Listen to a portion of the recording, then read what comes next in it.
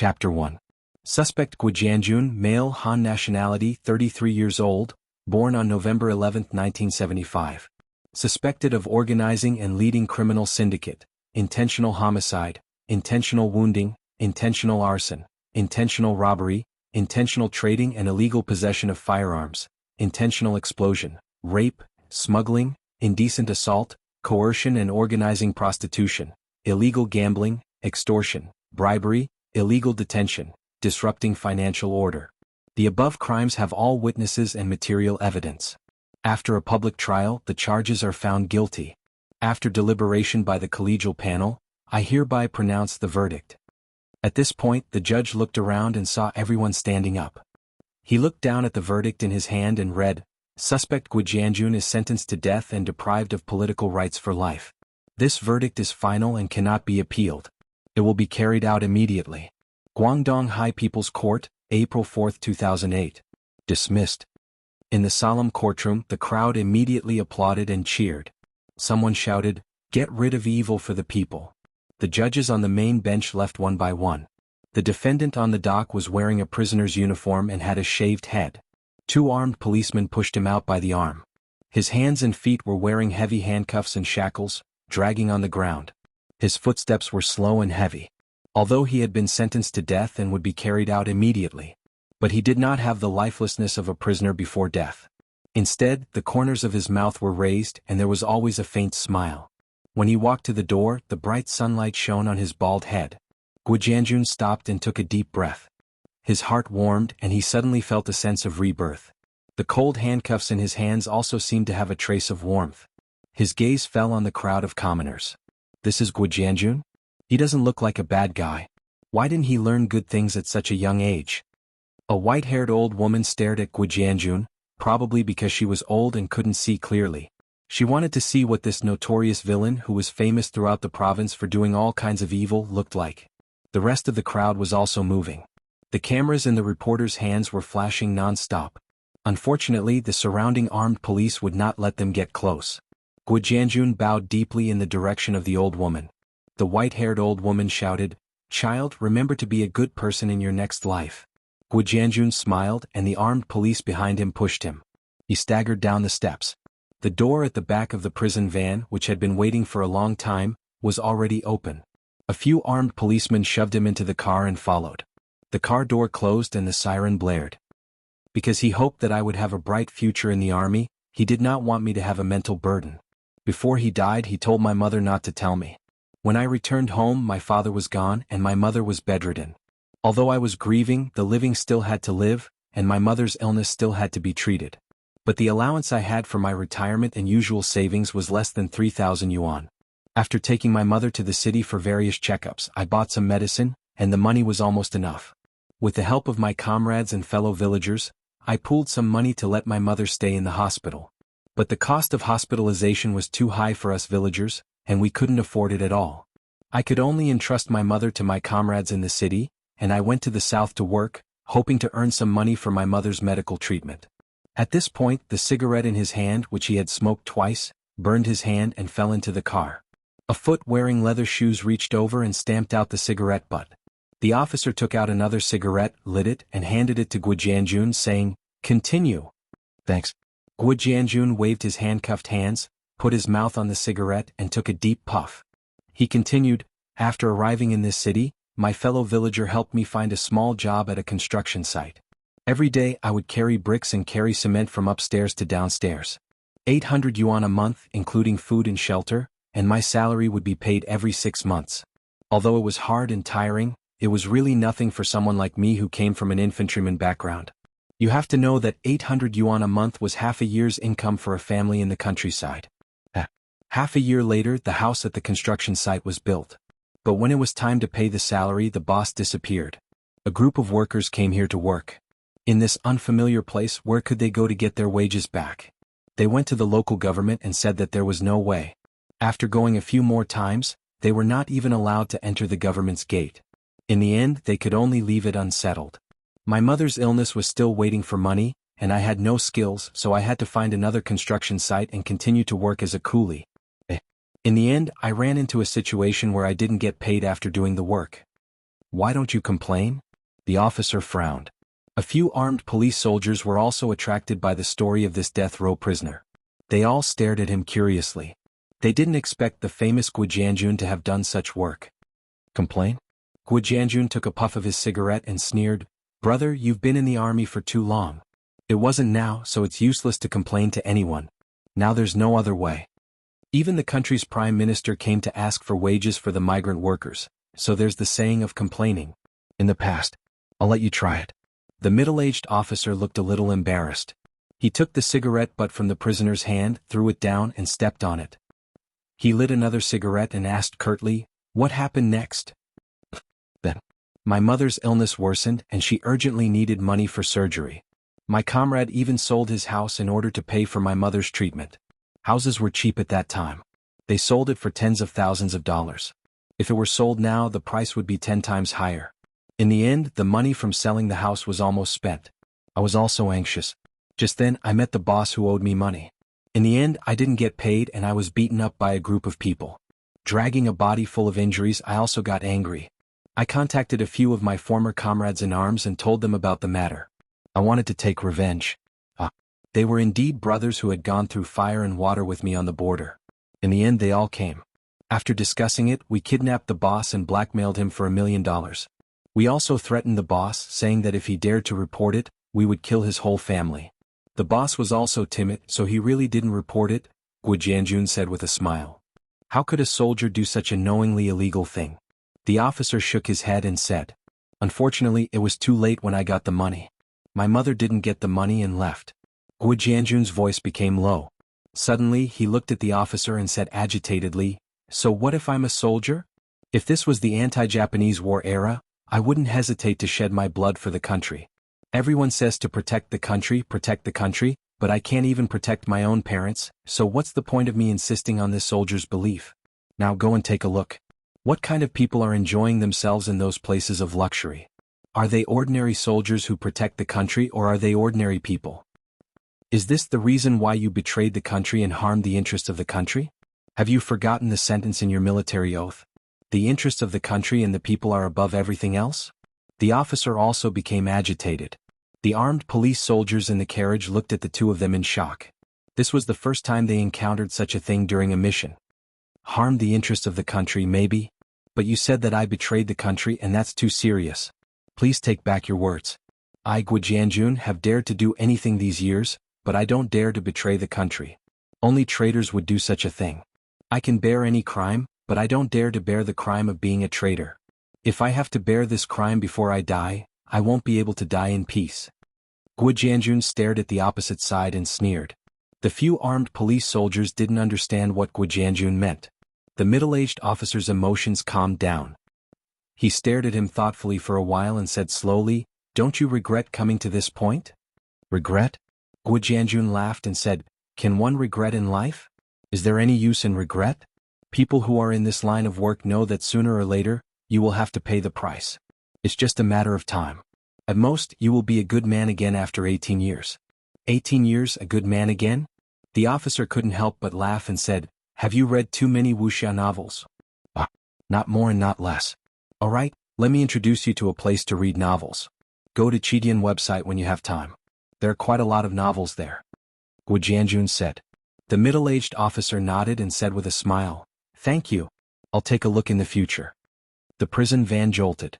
It was obvious that they had reached the outskirts and were not far from their destination. Guijianjun glanced at the armed police soldier sitting in the innermost corner. The soldier had been wearing a black hood and had not taken it off since the beginning. He couldn't help but ask the officer, "Later, will that brother send me on my way?" The officer nodded and didn't say anything else. Guijianjun shouted to the armed police soldier wearing a black hood, "Brother! Oh please. Later be steady and give me a quick death." But no one paid attention to him. Maybe it was because they were almost at their destination. Before he died, Guijianjun leaned his head against the wall and swayed with the van.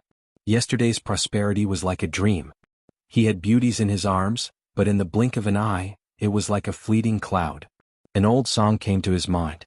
He couldn't help but murmur, last night stars have fallen and disappeared in the distant Milky Way. I want to remember but I've forgotten." The van slowed down and came to a sudden stop. Jianjun was dragged out of the van. He looked up at the sky that had become overcast with lightning and thunder. After the police and armed police negotiated, they pushed him to the designated place of execution. The executioner was loaded with bullets. The black muzzle was aimed at the prisoner and his finger was on the trigger. Just when he was about to pull the trigger, he heard a clap of thunder in the sky. Jianjun, who had already closed his eyes, suddenly opened them. A purple bolt of lightning struck from above. He only felt his body go numb and gradually lost consciousness. Before his consciousness dissipated, he asked himself in his heart, "Do I really deserve to die? Do I deserve to be struck by lightning?" The death row prisoner's charred body instantly collapsed. The police and armed police were all stunned. After the commander came back to his senses, he called the forensic doctor over to check. After a while, the forensic doctor stood up and shook his head. "He's already dead."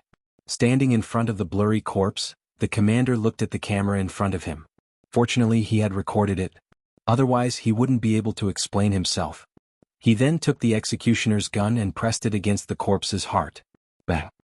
He added another shot and muttered, "You were executed according to the law, not by lightning." Chapter 2. What is licking my face? Am I not dead? Jianjun didn't believe in the underworld.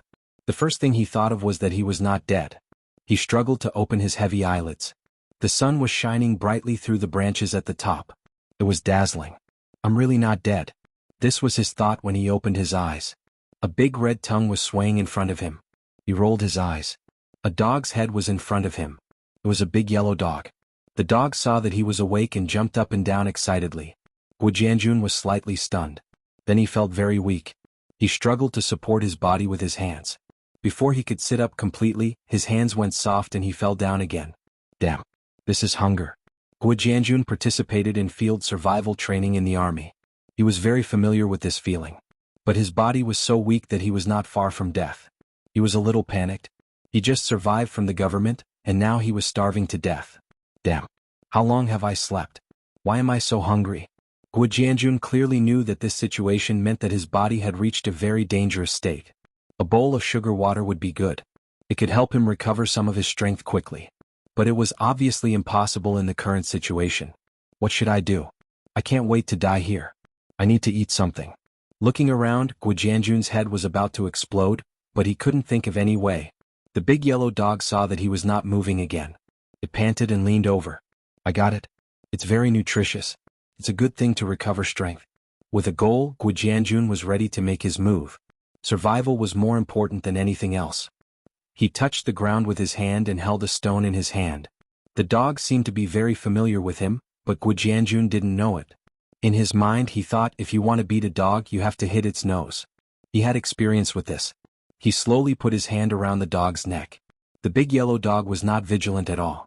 It seemed to be quite happy and wagged its tail happily. Oh, oh. Suddenly the big yellow dog screamed. Jianjun gathered all his strength on the stone in his hand. It exploded on the dog's nose under his arm. He used up all his strength and fell down. The big yellow dog struggled for a long time after it broke free.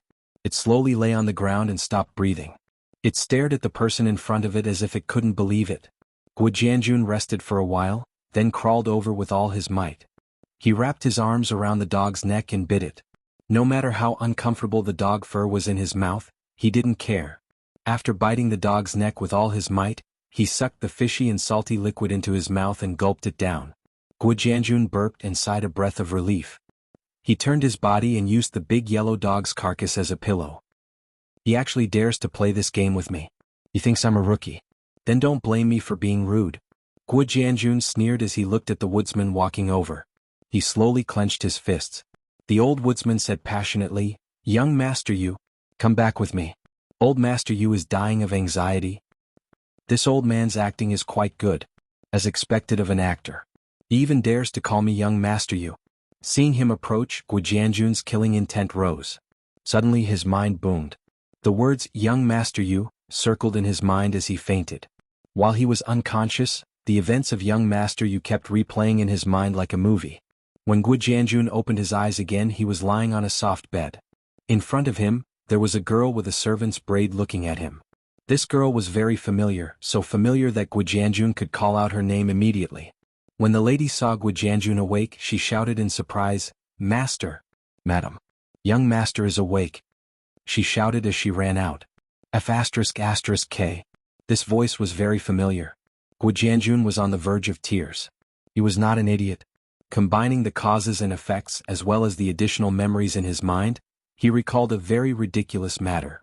He had read about this matter countless times in online novels. Gujianjun was really dead. He had transmigrated. If he was not mistaken, his name was now Yu. This should be the residence of the richest merchant in Swallow City, Yu Changre. Before the person arrived, a lady's voice came from outside the door. A series of hurried footsteps could be heard. This is my mother's voice. Gujianjun knew who it was the moment he heard the voice. The image of a benevolent woman appeared in his mind, matching perfectly with the lady who had walked to the bed. A plump middle-aged man beside the woman was looking at him with concern. This is my old man.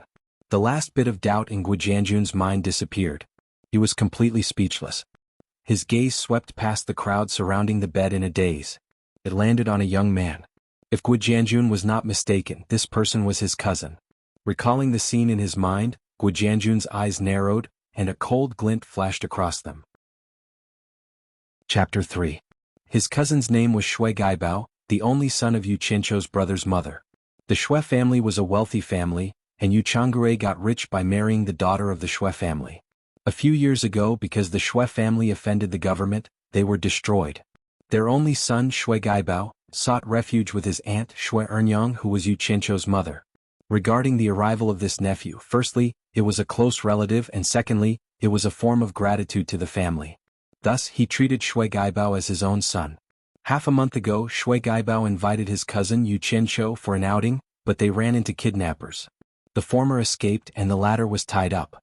After Yu Qincho was caught by the kidnappers and brought to the village, he found out from a small leader that the kidnappers and his cousin had conspired to kidnap him. Yu Qincho, who was locked up in the village's horse pen, didn't believe it at first. It wasn't until he accidentally saw his cousin coming to the village that he believed it. He was lucky. On the day his cousin came to the village, a big yellow dog he raised followed his scent and found him. After biting off the rope that tied him up, the man and the dog ran away in the wild. Luckily, the big yellow dog knew the way, and after running for 3 days, they finally arrived at the outskirts of Swallow City. When they were almost home, the hungry young master Yu couldn't take it anymore and fainted on the ground. After Gujianjun died, for some unknown reason he possessed the body of the fainted Yu Qincho. When he woke up, he didn't recognize that dog. In the end, he killed it to save his life. It could be said that the big yellow dog saved his master's life twice. It was just that he was a little unwilling to die. Before he fainted, the young master couldn't understand why his cousin wanted to harm him. He couldn't understand, but it didn't mean that Gujianjun couldn't. The Yu family was the only son, and now that his only son was dead, the family's wealth naturally belonged to his nephew.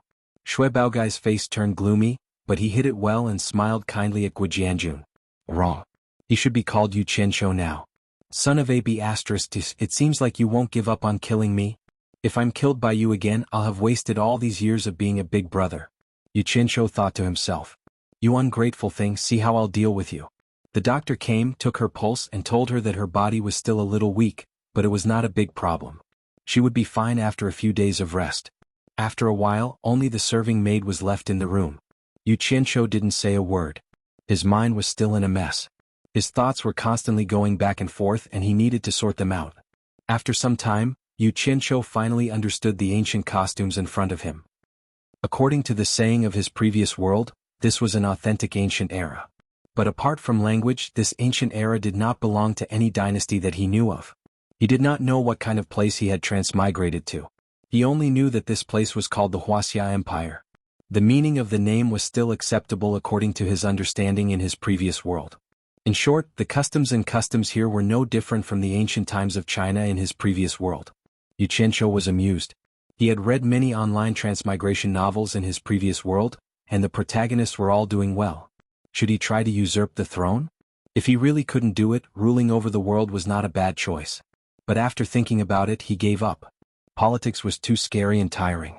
In his previous life, he was lucky enough to come into contact with it, but he didn't play it well. See, he died here. From Yu Qincho's memories, he was shocked to find out that there really were deities in this world. Moreover, it was something that everyone knew about and the person involved had even seen it before. There was a scene like this. One day he went out to play and came to a green mountain in clear water. He found a peerless beauty with a sword on her back washing her hair beside a mountain spring. When the beautiful lady saw Yu Qianqiu, she snorted coldly. She stood up gracefully. Her clothes were as white as snow. She unsheathed her sword and stepped on it, turning into a ray of light. That beautiful face lingered in Yu Qianqiu's mind for a long time.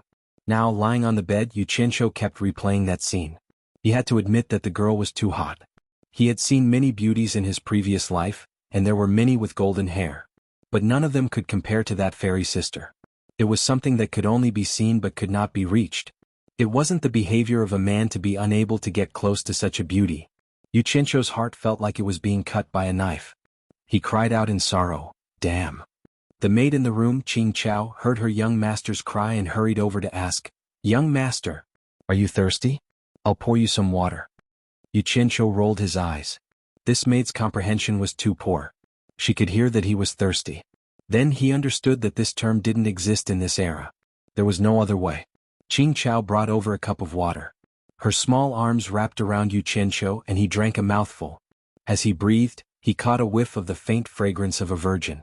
Glancing at the green grass, he thought to himself, "There's something good about this place. Things that were almost extinct in my previous life are abundant here, truly abundant." He suddenly thought of another problem. He didn't know if that beautiful lady already had an owner.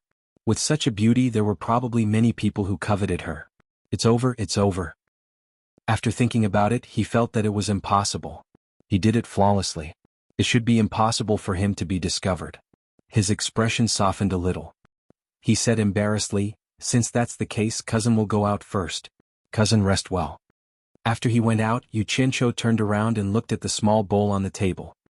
He thought to himself, "If I dare to eat the food you sent, wouldn't that be seeking death? Who knows if you poisoned it? No, I have to get rid of him as soon as possible. It's not easy to live in fear." His cousin had been lukewarm to him for the past few days, but today he actually asked him to drink wine and admire the moon in the backyard. She had always thought that she had been exposed by Yu Qianqiu previously, causing her to feel uneasy. It seemed like she had been worrying too much. After the defeat of the Shui family, he sought refuge with his aunt. As a member of the Yu clan, they had never treated him unfairly. But the days of living under someone else's roof made him, who was used to being a young master, feel uncomfortable as if needles were pricking his back. His aunt had given him quite a bit of pocket money, but compared to the extravagant spending at home, it was still a little hard to make ends meet. With young Master Yu suppressing him, it was not up to him, young Master Shui, to point fingers here. Over time, hatred was buried in his heart.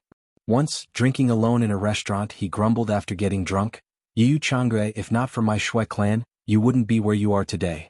But you only give me 100 taels of silver every month? How ungrateful." His words fell into the ears of a person at the next table. This person was a bandit leader of the Octagon village.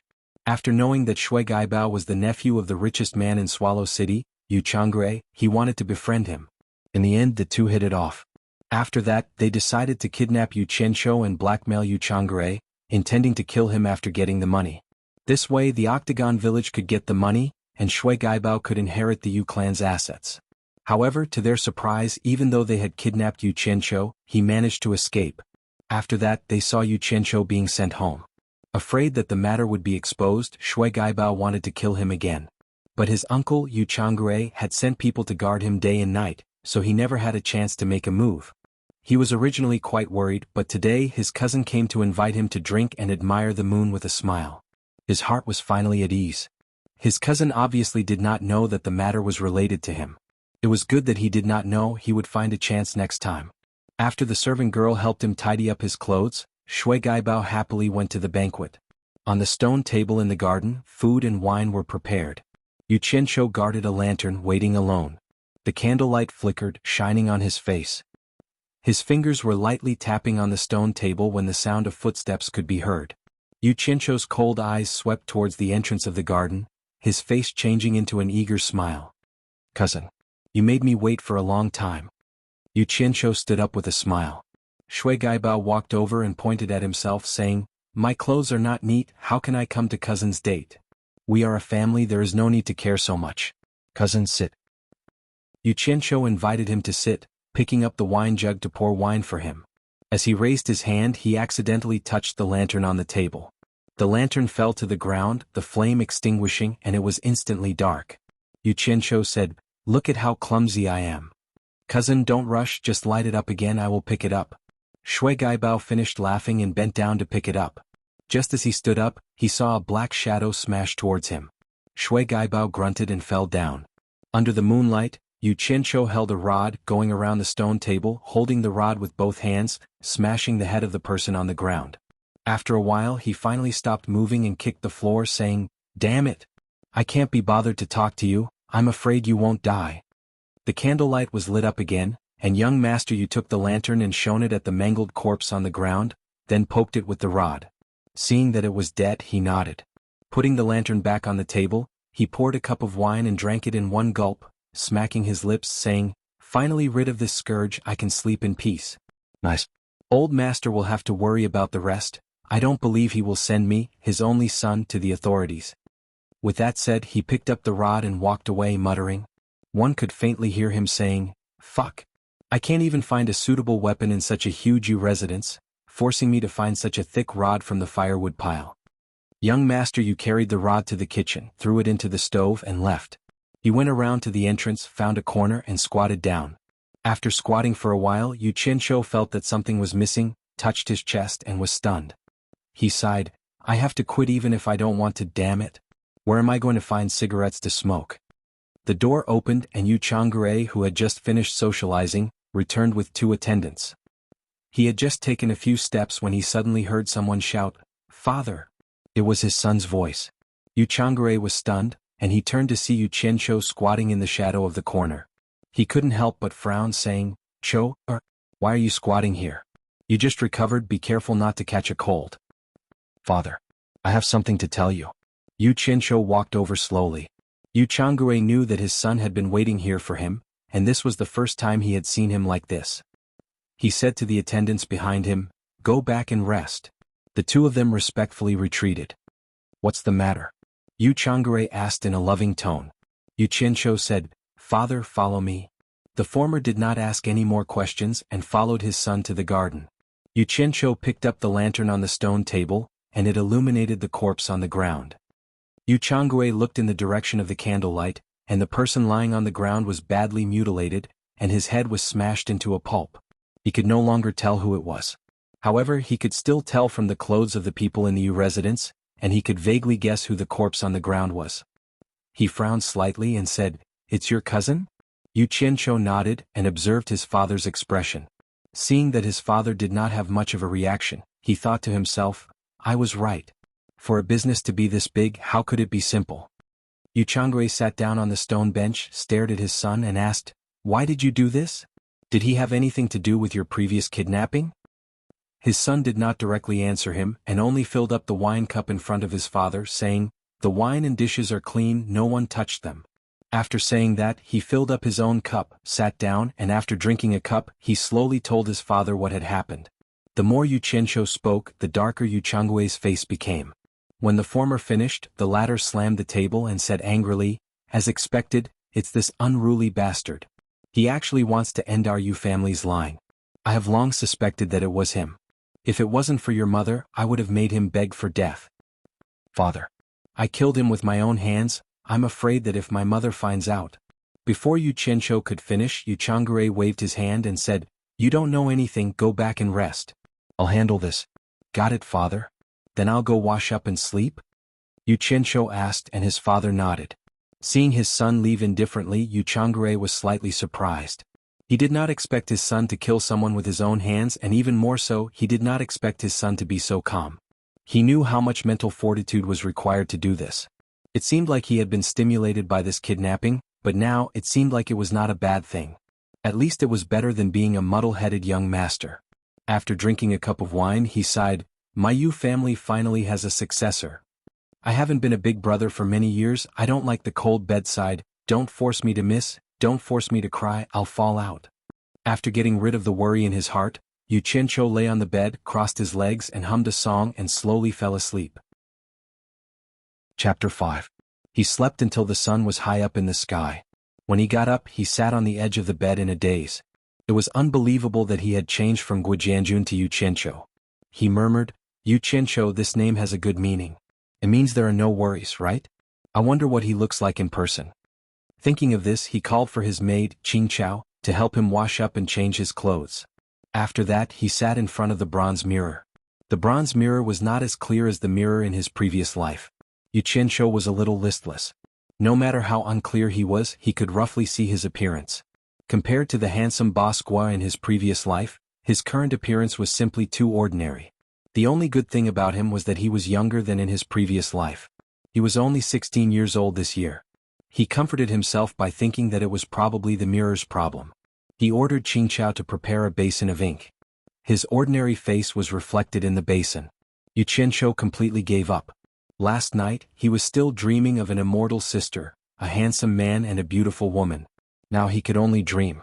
Someone reported to the authorities that the bodies of a man and a woman were found outside the city.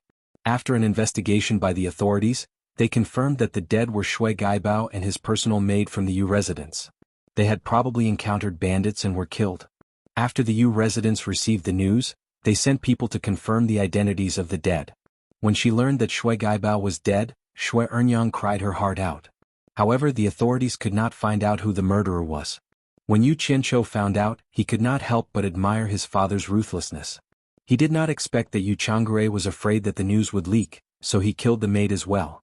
A few days later, a funeral was held in the Yu residence. There were a lot of monks and Taoists and it was noisy for a few days.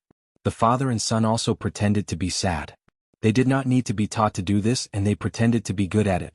Shui Ernyang had been crying for the past few days, nagging about how the Shui family was going to die out without descendants.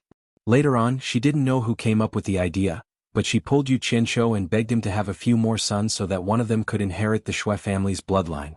This made Yu Changgui's face turn green and his teeth hurt. Yu Qianqiu stammered as he dealt with it. Several days later, after Shui Gaibao's burial, Shui Ernyang's grief subsided. She sent someone to summon her son. When Yu Qianqiu heard his mother call him, his scalp went numb. These few days he had been scared by his mother's crying. He even regretted killing Shui Gaibao back then. His father was smart and found an excuse to hide outside. Seeing that his mother had stopped crying, Yu Qianqiu heaved a sigh of relief and sat down obediently. Mistress Shui held a sparkling and translucent jade pendant in her hand and stared at it in a daze. Not long after, her eyes turned red again and tears welled up in them. Mother, why did you call me here? Afraid that she would cry again, Yu Qianqiu quickly changed the topic. Mother, why did you call me here? Afraid that she would cry again, Yu Qianqiu quickly changed the topic. Shui Ernyang nodded and told him the reason why she called her son over. It turned out that the Shui family was established in the generation of Shui Ernyang's great-grandfather. It was said that the ancestor of the Shui family once saved an immortal, and that immortal helped the Shui family to build a business and left a jade pendant. Before he left, he told the Shui family that he could help the Shui family again in the future, and if they had any requests they could break the jade pendant and he would come. At that time the ancestor of the Shui family was still young, unmarried and honest. He never intended to ask for help from an immortal again, so he passed down the jade pendant as a family heirloom. When it came to the generation of Shui Ernyang's father, he didn't dare to tell his eldest son about the jade pendant. Before he died, he gave the jade pendant to his daughter, and told her that if there was a good man among her brother's children, the jade pendant could be passed on to him. If there wasn't, he would rather let the jade pendant become an ordinary item than disturb the immortal. Now that the only descendant of the Shui family had died, there was no way to pass the jade pendant on. What Shui Ernyang meant was that she wanted to use the jade pendant to make a deal with her son. As long as her son promised to adopt one of his children to inherit the Shui family's bloodline, she was willing to leave the jade pendant in her hand to her son, and not pass it on to the Shui family.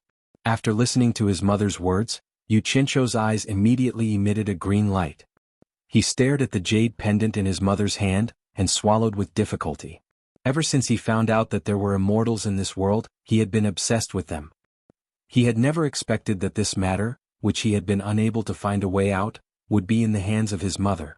However, when his mother brought up the matter of adopting a son, her father strongly opposed it. In this world, the responsibility of having children was as great as the heavens. The Yu family didn't have a lot of people to begin with, and for 3 consecutive generations they only had one son. When Yu Qianqiu went missing, Yu Changre was so anxious that his mouth grew a circle of blisters. If his son really had a promising future and could have one or two more children, he would be overjoyed. How could he bear to let someone else adopt a son? At that time he had flatly rejected the idea. Can I make the decision on this matter? Thinking of this, xianxia embarrassedly said, Mother, why don't you ask father? I'm afraid I can't make the decision on this matter. This child, you can talk things through with your father. What else do I need to say to you? I'm telling you all this because I want you to beg your father. Your father has always been obedient to you, so it's better for you to beg him. Xuanhuan said angrily. She even used a roundabout way to save the country. Xianxia laughed in his heart and said, Mother, why don't you let father know about the jade pendant? Maybe father will agree. Xuanhuan clenched her teeth and said, Why didn't I tell him? He didn't agree that day. That night I told him about the jade pendant. That dead man is stubborn, he just won't agree. Xianxia scratched his head and laughed awkwardly. If father doesn't agree, then there's nothing I can do. Who knew that as soon as he finished speaking, Xuanhuan's tears would immediately fall. *CK. It's happening again. Xianxia's scalp went numb. He quickly begged for mercy. Mother, don't cry. I'll go and beg father, okay? Really? Xuanhuan asked while wiping her tears. Xianxia didn't dare to say anything else. He nodded his head vigorously and agreed. 2 days later, in the backyard, the father and son sat in front of a stone table. Father, immortals, you won't agree to such a good thing? Isn't it just adopting a son? When the time comes, our son will have 7 or 8 children and you can choose as you please. Xianxia said anxiously. Bastard. How can the Yu clan's descendant be adopted by someone else? If word of this gets out, where do you want me to put my old face? After I die, how will I face my ancestors? Jianghu was furious. This old fellow was so stubborn that his mouth was about to break from all the friction. Xianxia cursed in his heart. He made it clear, I want the jade pendant in mother's hands. Jianghu scolded. He stood up and pointed at his son, scolding, If you don't agree now, are you afraid that the jade pendant will run away? After we are husband and wife, everything in the Yu clan will be yours. Do you still need to use your own son to exchange for it? Xianxia was stunned. He finally knew what his father was planning. He thought to himself, ruthless. This old fellow wants to eat everything. He doesn't even want to take a single cent out. He's too black-hearted. After standing up, he said in a deep voice, Father, I want to cultivate. Jianghu was startled. He immediately shook his head and said, No. Although cultivating is good, I've never heard of an immortal being able to carry on the family line. My Yu clan only has one son. If you leave, who will carry on the family line for my Yu clan? So this was what the old fellow was worried about. It seemed that in the online novels he read in his previous life, immortals were able to have children. Xianxia's thoughts turned and he had an idea. Thus, he made up a story about a chance encounter with an immortal. From their mouths, he found out that not only could immortals carry on the family line, but they also had the story of a cultivation clan that had been passed down for thousands of years. In short, Jianghu was dumbfounded. Finally, Xianxia asked, Father, don't you want my Yu clan to become an immortal cultivation clan that will exist forever? Jianghu didn't think that his son would lie to him. To be able to describe the matters of immortal cultivation so vividly, it couldn't be a lie. How could an ordinary person know about this? He couldn't help but ask in surprise, Is my son telling the truth? You really didn't lie to me? Xianxia knew that his father was moved. He added fuel to the fire and made a promise. Jianghu immediately agreed. The two of them immediately went to find Xuanhuan. I'm rich. I'm rich. Holding the sparkling and translucent jade pendant in both hands, Xianxia was extremely excited. He finally got his hands on it. He wanted to smash the jade pendant on the spot. He couldn't wait to leave with the immortal. Damn it, that's an immortal. It doesn't matter if I lose a few 100 million in UBS. Even if it's a few 100 million, I won't even look at it. If it wasn't for Jianghu pulling him to take a bath and burn incense to pay respect to the immortal, he would have really done it. At first, when Xuanhuan heard that her son was going to leave with the immortal, she didn't want to inherit the Xue clan's bloodline anymore. She refused to hand over the jade pendant no matter what. But how could she resist this father and son who had the same opinion? One old and one young, one coaxed and deceived. After a lot of effort, they finally got the jade pendant. In the back garden, an incense table was set up. After taking a bath, Xianxia knelt there, excited and nervous. He held the jade pendant and trembled non-stop. At the last moment he was worried about personal gains and losses. One moment he was thinking about whether the jade pendant was really useful. The next moment he was thinking about whether the immortal would take him away when he came. All kinds of strange thoughts came to his mind. Knowing that her son was going to leave, xuanhuan leaned on her husband's arms and wiped away her tears. Xianxia, who was kneeling there, turned his head to look at the two of them and said, "My son is going to fall." In fact, he had said the same thing 3 times. Every time he just said it but didn't do it. It could be seen that this guy was indeed a little nervous. When he said the same thing for the 7th time, jianghu was angry. He walked over and grabbed the jade pendant in his hand. Pa! The jade pendant shattered on the ground. Chapter 6. There was a gentle breeze in the garden, and the flowers swayed. The family of 3 waited anxiously for a long time. In the end, they realized that nothing unexpected had happened. The legendary immortal did not appear either. Both father and son looked at xuanhuan suspiciously. The latter blushed and said uneasily, "I'm not talking nonsense. These are really words that have been passed down from my ancestors for generations." "You're Xuanhuan's descendant?" The 3 of them were looking at the broken jade on the ground when a strange and old voice came from behind them. The 3 of them were shocked and turned to look. A white-robed old man with white hair and a ruddy complexion was smiling at the family of 3. He had a benevolent face and held a horsetail whisk in his hand. Oh. The 3 of them were stunned. Xianxia reacted the quickest. He thought, such an awesome look, just like the ones on TV. It would be strange if he's not an immortal. He knelt down first. With their son taking the lead, the husband and wife also knelt down without a word. Xuanhuan replied, "Xuanhuan is my great-grandfather." "Ah. Since you're the descendant of an old friend, there's no need to be so polite. Get up," the old man said with a smile. After the 3 of them stood up, the old man asked again, "May I know why you called me here?" The family of 3 looked at each other, not knowing what to say. Xianxia clenched his teeth and knelt down. "I want to ask old immortal to take me as your disciple and bring me to cultivate." "Get up and talk." The old man raised his hand and said. Xianxia thought, damn it. You haven't agreed yet. Can I get up now? It seems that people in the past had to kneel until the other party agreed to take them as their master. The old man looked at him meaningfully. Xianxia's heart skipped a beat. He thought, it can't be. Could it be that he can tell what I'm thinking? The celestial paced around and sighed, "Xuanhuan has done me a favor. When I left back then, I divined that his descendants would have no descendants, so I left this psychic jade pendant behind.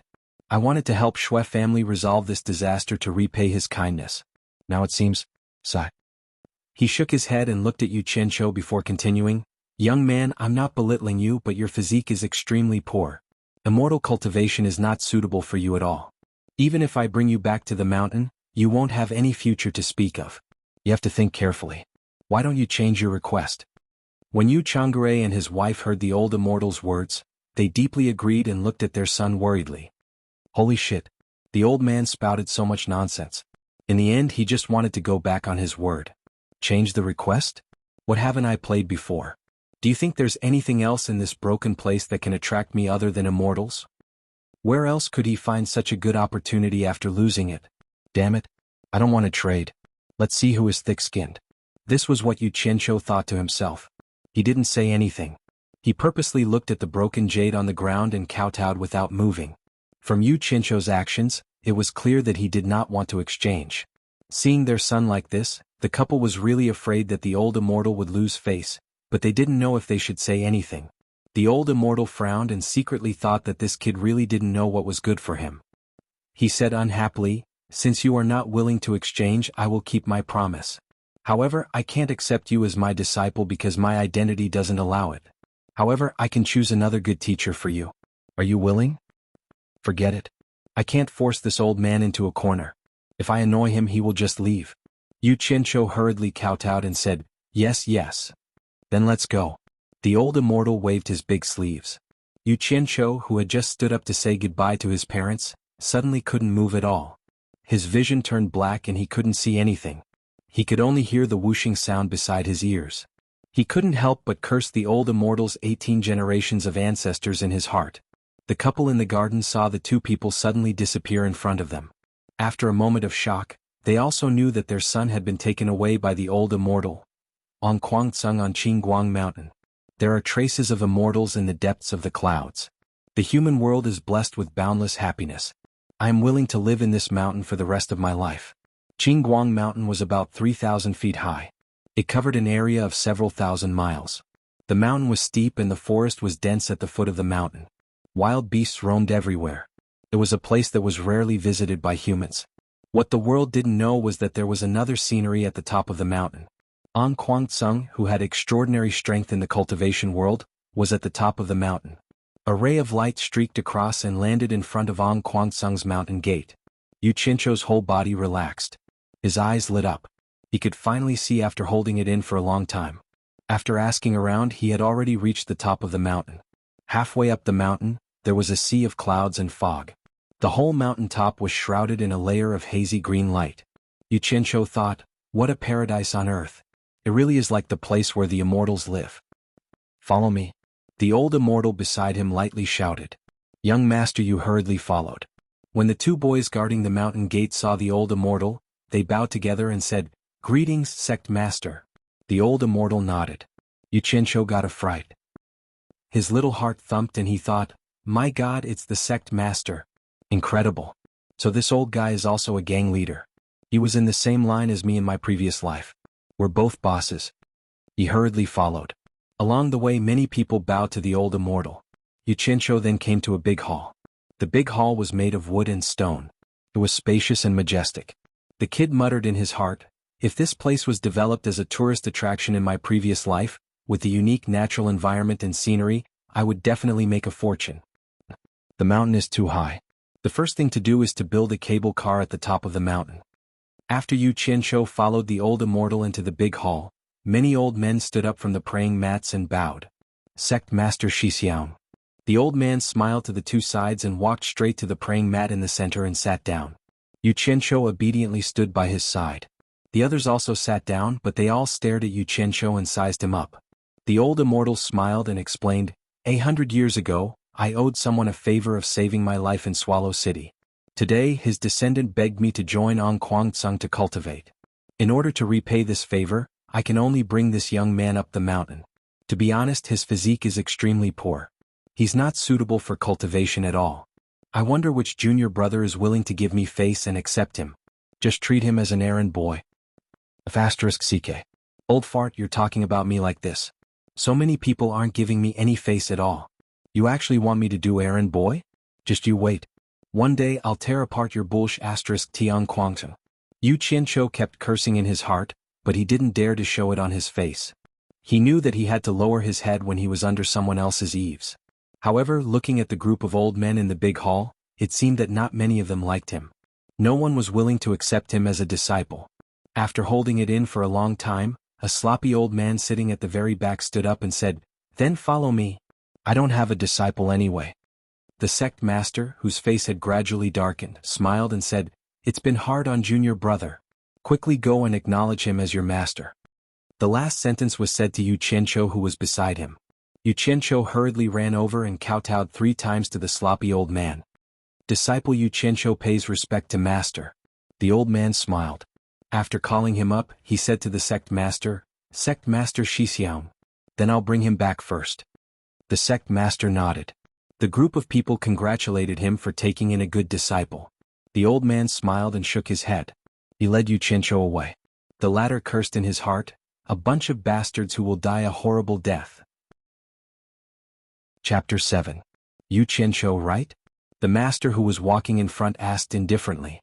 The disciple behind quickly replied, Yes, master. His voice was very respectful and even a little flattering. His foundation is terrible, only this name is a little interesting. The master nodded and asked, Why do you want to cultivate? The disciple immediately replied, To subdue demons, to uphold justice. The master stopped, turned around and interrupted him, Don't talk to me about these useless things. Answer me honestly.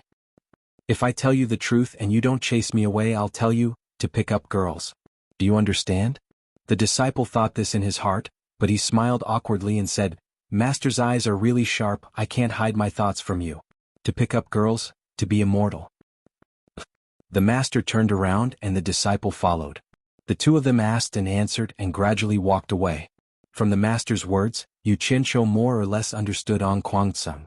The master's name was Xianxia, an 8th-generation disciple, and was of the same generation as sect master Lu Changqing. As for those with higher seniority, they didn't care about worldly affairs, and hid in the back mountain to cultivate.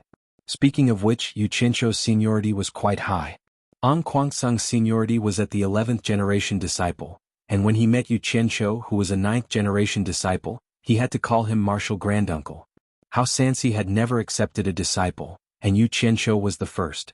After crossing a courtyard wall, Yu Qianzhou was shocked.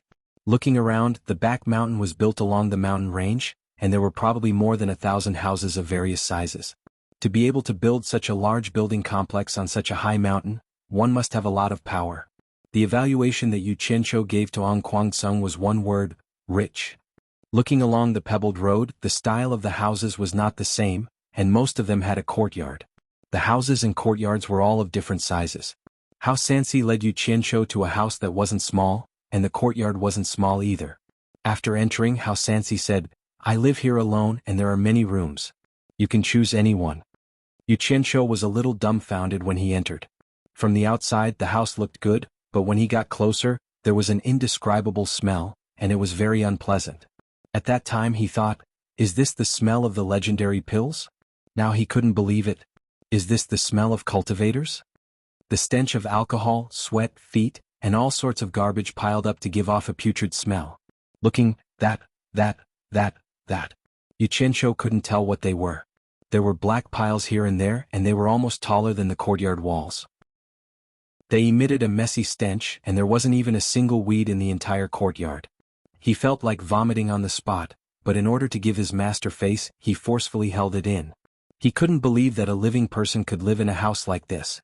When master said that he could choose any room to live in, he nodded with tears, not because he was moved but because of the smell. Using his own words to describe it, it was more king hot than cutting onions. Yu Qianzhou just wanted to give his master the word beast. Hao Sansi seemed to know what Yu Qianzhou was thinking. He took a pot of wine, took a sip, and said with a smile, "I haven't cleaned for more than 100 years, just make do with it." More than 100 years. *CK. Yu Qianzhou finally couldn't hold it in anymore and ran outside to vomit.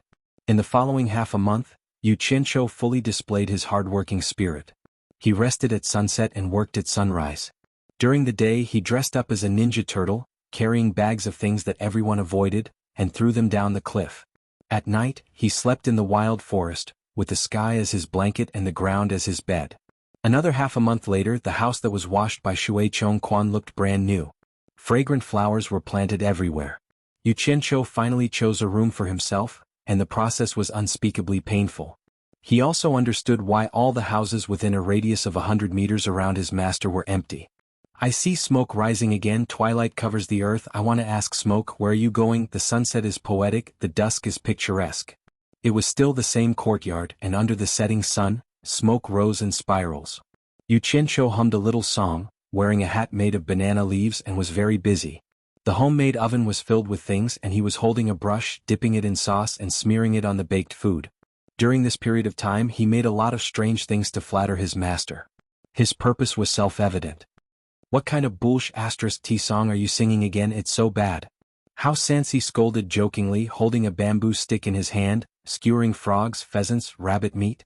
The surroundings were filled with an alluring fragrance. Under the moonlight, an old man and a young man were lying on two simple bamboo chairs, holding a wine pot in one hand and eating roasted meat in the other.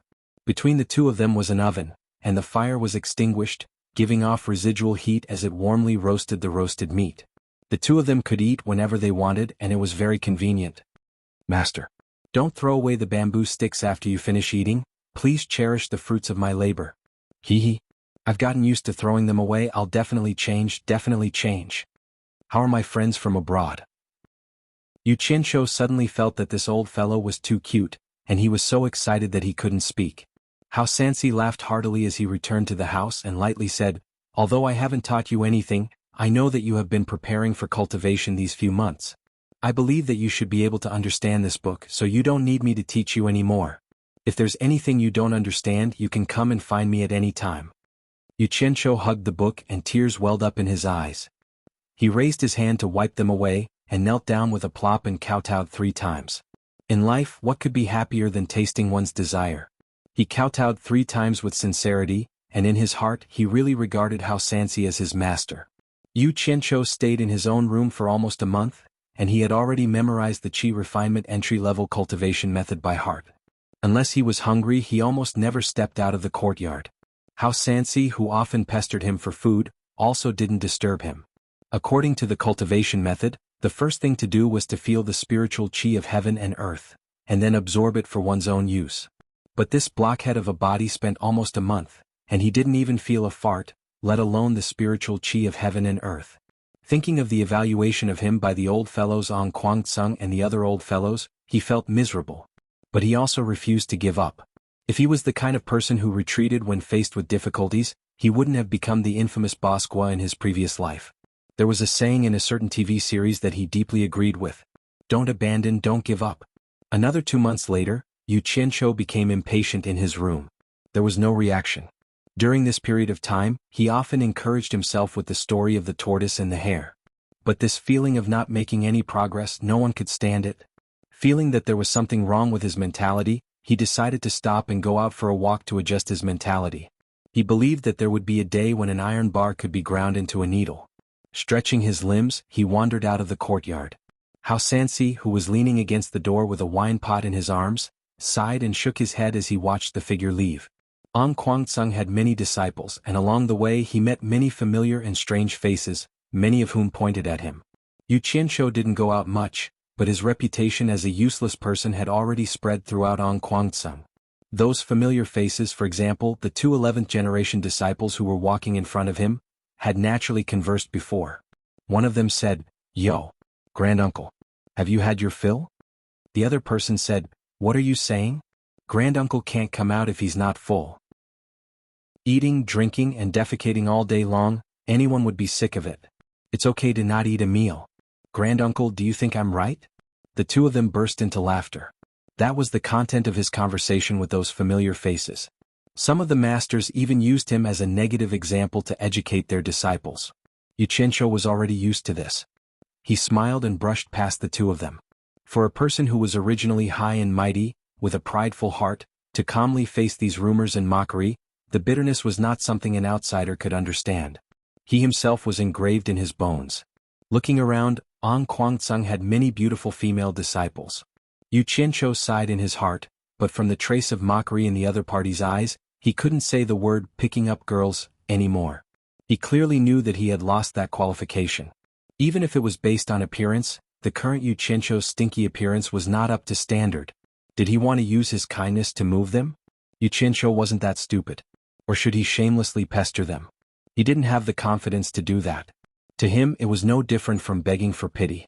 In his own words, he could do despicable, shameless and lowly things, but he couldn't be a despicable, shameless and lowly person. As a person he couldn't lose the most basic integrity. From this, it could be seen that deep down Yu Qianzhou was still that arrogant triad boss. His eyes swept past the long swords carried by passers-by, and he was secretly envious. That was the symbol of a disciple who had reached Qi training level 4.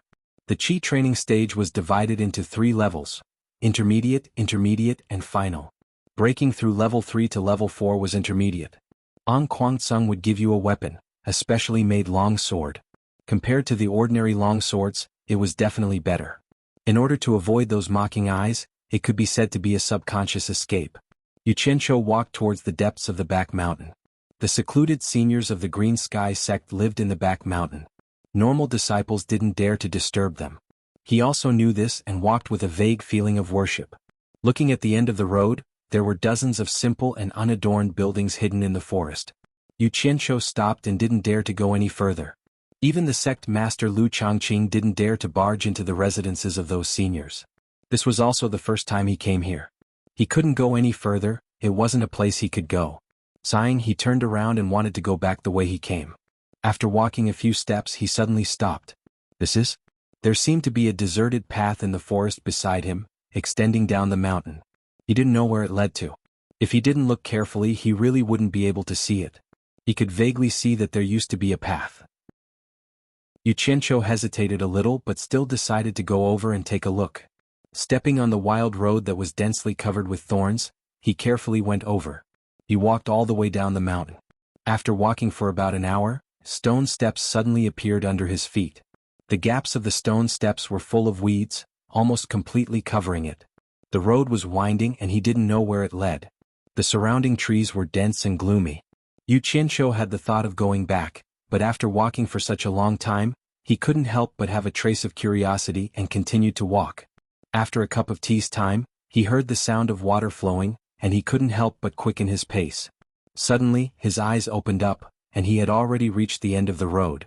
A wave of mist rushed over, and what came into view was a waterfall, flowing straight down from the cliff. Below was a pool that was washed out by the waterfall day and night. Around the pool between the mountain caves, it was obvious that it was artificially dug out. A stone tablet about 2 meters tall stood beside the pool. From Xianxia's point of view, he didn't know what was written on the stone tablet. He hurriedly walked over. Forbidden area was blood red and it was imposing. It was as if the 2 big words were carved on the stone tablet. Xianxia was slightly shocked, and he wondered if he had trespassed into a place he shouldn't have. He couldn't help but look along the path beside the stone tablet, and a dark cave was hidden behind the waterfall.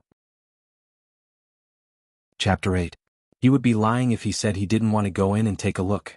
Xianxia hesitated for a long time before dismissing the idea. The surrounding atmosphere was not right. The prelude to danger in movies was like this. The 2 blood-red words were especially conspicuous. Suddenly, the sound of a zither came from inside the cave. It was mixed with the sound of flowing water. Although it was not clear, it was definitely the sound of a zither. Xianxia, who had turned around resolutely, stopped and listened attentively. Damn it, what's this? Isn't this seducing me? Forget it, I'll go in and take a look. Xianxia made up his mind and walked towards the cave. As the saying goes, curiosity killed the cat. It should be applicable to humans too. He didn't know if this was an example. Standing at the entrance of the cave, a gust of cold air hit him. Xianxia shivered. It was so dark inside that he couldn't see his fingers. The waterfall behind him was deafening, but he couldn't hear the sound inside. His body was already half wet. Xianxia gritted his teeth and walked in.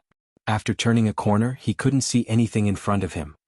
His hand touched the stone wall that was covered in moss and he slowly felt his way in. After walking for a while, although he couldn't see anything, he could feel that the terrain was going downwards. Damn it! Where does it lead to? Xianxia, who was in the dark, felt his teeth aching. The sound of the zither became clearer. Suddenly, there seemed to be a light in front of him. He was stunned for a moment and immediately used his hands and feet to speed up. The light became brighter and brighter. When he got closer, he realized that he had reached the end of the tunnel. A huge underground space was in front of him, and the surroundings were filled with glowing fluorescent stones. A pool of water lay quietly in the grotto without any ripples. There were many small islands in the pool, and there was a pavilion in the middle of the island. There seemed to be a person sitting inside, and it seemed to be a woman. The sound of the zither came from there. There was a stone bridge under Xianxia's feet, which led to the pavilion on the small island. Damn it! What kind of *T forbidden place is this? There's actually a woman hiding inside. I was so scared. Xianxia snorted. He clasped his hands behind his back and walked along the stone bridge. Xianxia, who had walked to the pavilion, instantly widened his eyes and mouth, almost drooling. The woman in front of him was dressed in plain white without any adornment. A simple silk ribbon held her hair in place. Her bright eyes were filled with sorrow as she stared at the zither on the stone platform. Her slender hands gently stroked the zither strings. He didn't seem to notice Xianxia standing in front of him. Although this woman didn't wear any makeup, it wouldn't be an exaggeration to say that she was devastatingly beautiful. Perhaps even the words heavenly beauty and peerless elegance were insufficient to describe her beauty. She just sat there quietly and played the zither, unable to hide the sadness in her eyes, making one's heart ache. The sound of the zither was filled with hidden bitterness, as if it was recounting the pain of yearning for his lover. Xianxia suddenly felt that this gloomy stone room wasn't illuminated by the fluorescent stones, it was her. Xianxia only now realized that the fairy sister who had been wandering in his dreams was nothing more than this. Although she was slightly younger than the one in front of him, but compared to her, she was only a green leaf setting off a red flower. This young man greets the young lady. Xianxia, who didn't know what to say for a long time, bowed and finally squeezed out a sentence. His heart was thumping non-stop. When he raised his head, he found that he was nothing in the eyes of the beauty in the pavilion. She didn't even bother to look at him, let alone pay attention to him. Like a child who had made a mistake, Xianxia smiled embarrassedly. He didn't care about her rudeness and thought, the beauty might be playing the zither absent-mindedly and didn't hear me at all. It's okay. Although I don't understand what she was playing, isn't there a saying that goes meeting a bosom friend in high mountains and flowing water? Today I'll pretend to listen to Boya playing the zither. It's not bad to be able to meet a beautiful bosom friend. Thinking about it, he lifted his foot to walk into the pavilion. Just as his body was about to step into the pavilion, he felt an invisible wall blocking him. No matter how hard Zhao Wuqiu tried, he couldn't walk in. With the beauty in front of him, he was a little angry and couldn't help but slam into it. Bam! A purple light screen flashed, accompanied by a huge rebound, immediately bounced Yu Qianzhou a few meters away, making him dizzy. When he got up, he saw that on the 4 pillars supporting the pavilion, there were 4 engraved talismans shining with purple light. When the purple light disappeared, the talismans also disappeared, and the purple light screen also disappeared without a trace. F***CK. Which bastard did this? Yu Qianzhou was furious. He couldn't pretend to be polite anymore and cursed. After cursing, he came to his senses and wanted to slap himself. How could he say vulgar words in front of such a beauty? He felt that he had lost a lot of face. However, looking at the beauty's indifferent expression, he was like a clown. After blushing, he walked over with a serious expression and asked seriously, "Did those old farts on Guangzhou imprison you?" The beauty still ignored him and continued to play the zither. After that, he changed all kinds of questions, but she still didn't respond. In the end, Yu Qianzhou, whose pride was hurt, got nothing. He walked out of the cave dejectedly. Not long after he left, a white silhouette flew in. It was a beautiful girl. She walked to the outside of the pavilion and sat down. She supported her beautiful face with her legs and quietly listened to the woman in the pavilion playing the zither. If Yu Qianzhou saw this girl, he would definitely be shocked. Wasn't this the fairy sister that he dreamed of? "Master, let me ask you something." Xianxia, who was holding the wine pot, looked up and saw his disciple's impotent look. He couldn't help but smile. "What is it?" "Do you know about the stone cave in the back mountain?" Yu Qianzhou asked. "What? You went there?" Xianxia was stunned. Seeing his disciple nodding, he immediately said, "That was the place where criminals were imprisoned. There used to be many powerful disciples guarding it, so it was listed as a forbidden area. Nowadays the cultivation world is quite peaceful. It hasn't been used for hundreds of years. Otherwise, how could you have entered?" "That can't be right." Yu Qianzhou was puzzled. "Why did I see an imprisoned woman in there?" "You're talking about that white fox spirit. She was imprisoned by the previous sect master 200 years ago. Originally, she was imprisoned for 100 years so that she could repent and turn over a new leaf. When the time limit was up, she refused to come out, so she kept staying there." "White fox spirit?" Yu Qianzhou was stunned. "Master, you're saying she's a fox spirit? What's so strange about that? A fox spirit that has cultivated for 1,000 years can naturally transform into a human form." Xianxia suddenly stopped and looked at his disciple up and down. He smiled strangely. "Disciple? Don't tell me you fell in love with her because she's pretty?" Tisk. Yu Qianzhou felt guilty. He made a fake sound and changed the topic. "Master, tell me quickly, why was she imprisoned by the previous sect master?" "I'm warning you, humans and demons are different. Don't have any ideas about her. Otherwise, don't blame me for not warning you if she sucked your essence dry." Xianxia seemed to see through his disciple's thoughts. After reminding him carefully, he drank a mouthful of wine and sighed, "She's a demon trapped by love." After listening to his master's narration, Yu Qianzhou felt that it was really a cliché story. However, he couldn't help but sigh.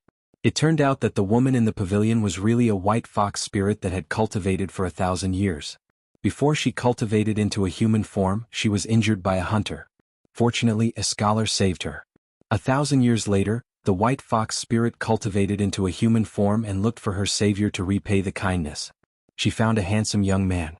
The white fox believed that he was her savior in his previous life. The young man didn't know the true identity of the young woman. He was shocked by her beauty and finally fell in love with her. They became husband and wife. In the following days, the two of them loved each other.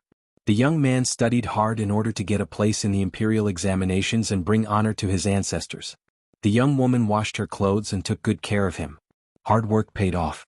After studying hard for 10 years, the young man really got a place in the imperial examinations. As expected, he got the first place in the imperial examinations. The only regret was that the two of them didn't have a child of their own for many years. It could also be the reason for the combination of human and demon. The young man became the top scholar and the disciple of the emperor. His status suddenly became extraordinary. The prime minister of the Wuxia Empire took a fancy to him and wanted to recruit him. However, he already had a wife at home, so he couldn't do it. The prime minister was angry and hinted that if he still wanted to achieve great things, he should divorce his wife at home. Otherwise he would make his future bleak. The top scholar was in a dilemma. On one side was a good wife and on the other side was a proud daughter. It was really difficult to choose. But in the end he couldn't resist the despotic power of the prime minister. With the reason that he couldn't have children and couldn't pass on the incense, he divorced his wife. The white fox was in so much pain that she wanted to die. She knew that she was a demon and really couldn't give birth to her husband's family. She silently accepted her husband's letter of divorce. Although she was divorced, the young woman still loved the young man deeply and had been waiting for him in secret. Not long after the prime minister's daughter married the top scholar, she suddenly died of illness. Hearing people slander, the prime minister was furious. He mistakenly thought that the top scholar was dissatisfied with his daughter and killed her. With the power of the prime minister, there was no need to say what would happen to a new official. At that time the white fox had something to do and left. When she returned, her sweetheart had been beheaded. The white fox was heartbroken. In a rage, she killed hundreds of people in the prime minister's mansion. This matter shocked the whole capital. The national master was no match for the white fox, so he invited the head of the xuanhuan. This led to the white fox being imprisoned. Men easily bend for power and women easily hurt by love. This has been the case since ancient times. Xianxia sighed. He finally knew the reason why the beauty was so sad and sad. Although he knew that the beauty was a fox spirit, that unparalleled face lingered in his mind for a long time. In the following days he couldn't calm down at all. The forbidden stone cave was still dark. Although he had his master's advice, Xianxia couldn't help but come again. He found the luminous fluorite that he had pried from the stone cave last time. On the other side of the bridge, the person was still the same, the zither was still the same, and the sound of the zither was still the same.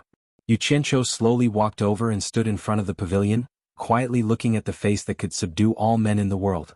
Who could tell that such a beautiful woman was actually a fox spirit from her appearance? The sound of the zither was sad. After Xianxia knew the story of the white fox, he actually felt that the sound of the zither was somewhat familiar, as if he had heard it in his previous life. His lips moved slightly and he couldn't help but sing along with the sound of the zither. I am a fox that has been cultivating for 1,000 years. 1,000 years of cultivation, 1,000 years of loneliness. In the dead of night, can anyone hear me crying? In the dim light, can anyone see me dancing? I am a fox that has been waiting for 1,000 years. 1,000 years of waiting, 1,000 years of loneliness. Who planted the poison of love in the mortal world? Who drank the poison of love in the vast sea of people? When I loved you, you were poor and studying hard. When I left you, you were nominated for a wedding. Can I dance for you again? I am the white fox that you released thousands of years ago. Look at my fluttering clothes, my vows of love have turned into nothingness. Xianxia was immersed in the story of the white fox. His emotions were sorrowful and he sang with great emotion. His hoarse voice moved people's hearts. What he didn't know was that when he sang the line, I love you, you were poor and studying hard, the sound of the zither in the pavilion had already come to an abrupt stop. When he sang the line, I am the white fox that you released thousands of years ago. That peerless face that was only for that person and not for anyone else, had already quietly lifted up. She stared blankly at Xianxia, and a pair of crystal-clear tears slid down her beautiful eyes, dripping down her cheeks and smashing onto the zither, shattering it into pieces. When the song ended, Xianxia came back to his senses after he finished singing. He was surprised to find the two heartbreaking tear stains. Their eyes met, and the two stared at each other for a long time. Xianxia immediately understood and he was secretly pleased. Damn! I found a soulmate. So one song can settle it, it's so simple. If I knew this, I wouldn't have made a fool of myself that day. Damn. I finally understand, it's no wonder those small singers in my previous life had so many fans when their voices were loud. And they were all hardcore fans. Looks like my voice isn't bad. Although I only have one fan, it's worth 10,000. Not bad, not bad. Next, watch me continue to perform. Whether I'm a hardcore fan or not will depend on this. Xianxia's heart was perturbed, but he resolutely turned around and walked out of the cave with firm steps. He thought to himself, 1 step, 2 steps, 3 steps. Damn. Why aren't you asking me to stay? Wait until I'm out, I won't be able to hear you anymore. The white fox's eyes were filled with tears. Suddenly, she realized that the person in front of her was no longer there. She came back to her senses and saw the back of the person walking out. She hurriedly shouted, "Young master, please wait." It's okay, it's okay. Big sister over 1,000 years old, I thought you were mute. I'm scared. I'm so scared that my little heart is thumping. TSK TSK. However, when a beauty opens her mouth, it's really different. She even called out, "Young master, please wait," so nicely. My bones are going soft. My hardcore fan is here. Xianxia was extremely pleased that his little plan had succeeded. He put on a look that he thought was handsome and slowly turned around. He said indifferently, "Miss, don't worry. Are you calling me?" The white fox stood up and bowed to him. "Young master, may I ask, where did the song you sang just now come from?" What a good figure. Every frown and movement was enough to captivate the soul. No wonder the shrews in his previous life scolded women who seduced their husbands as vixens.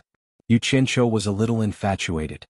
He forcefully suppressed his shaking soul and sighed, "I'm An Kuangsung's disciple. I heard about your story a few days ago and came to see you once.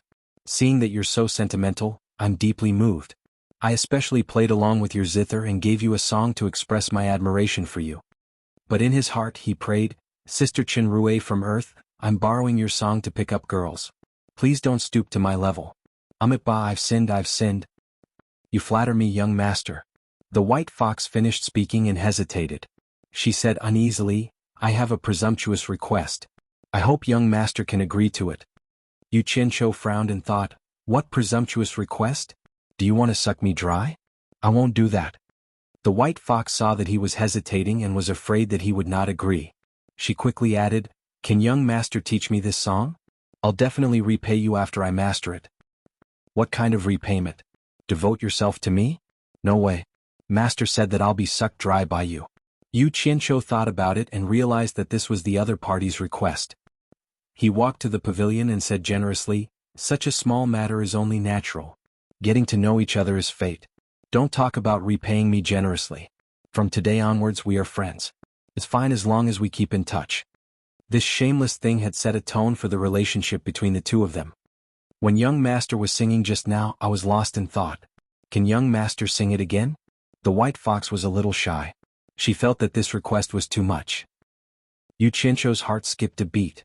He could not believe that the shy beauty in front of him was the fox spirit that killed hundreds of people in one breath. He did not reject it anymore. He gathered his emotions and sang a sad song, "I'm a fox that has cultivated for 1,000 years." After the song, the white fox bowed and said, "Thank you, young master. I've learned a lot. Young master, please correct me." After she finished speaking, she sat down and started to play the zither. The faint sound of the zither could be heard. Her red lips opened slightly and her pearly white teeth could be faintly seen. She sang a song that was even more authentic than Xianxia's. The sound of the zither and the song echoed in the cave. "Young master, do you think this is okay?" The white fox stood up and asked. "Damn it. This girl is a genius at singing. After listening to a pirated version, she can actually sing the original version. I sweat." Xianxia felt ashamed in his heart. He immediately clapped his hands and said, not bad, the sound of nature. Young master is too kind. I still haven't asked what the name of this song is?" The white fox bowed and said. Xianxia smiled and said, "I made it for you. Let's call it White Fox." "Young master composes a song for me. You are truly my soulmate. With this song as my companion, my life has not been in vain." After she finished speaking, she walked out of the zither and bowed to Xianxia. Xianxia felt a little guilty. He waved his hand in embarrassment and looked around. He frowned and said, "Lady, do you really want to spend the rest of your life here?" In the pavilion, the white fox took light steps and said sadly, "Time in the mountains is like a ray of light. The world is prosperous for 1,000 years. To me it makes no difference where I am. An Kuangsung is full of hidden dragons and crouching tigers. Young master doesn't look like a cultivator. Why are you here on Mount Qingguang?" This question touched Xianxia's sore spot. He shook his head and smiled bitterly. He told her how he came to Mount Qingguang and how he became a trash in An Kuangsung. "So that's how it is." The white fox nodded and said, "It is hard to find a soulmate.